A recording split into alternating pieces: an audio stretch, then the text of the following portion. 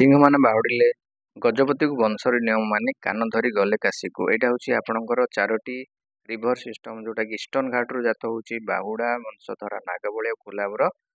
ଆପଣଙ୍କର short trick ଦେଖନ୍ତୁ, ବାହୁଡ଼ିଲେ ସିଂହମାନେ, ତାମାନେ ବାହୁଡ଼ା ରିଭର ହେଉଛି ସିଂହରନ ହିଲ୍ରୁ ଆସିଛି।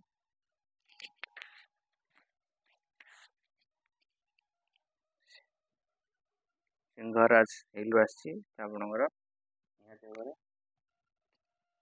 ଆଉ ଗୋଟେ ହେଉଛି ବଂଶର ନିୟମ, ମାନେ ବଂଶଧରା ରିଭର ଗଜପତିରୁ ବାହାରିଛି।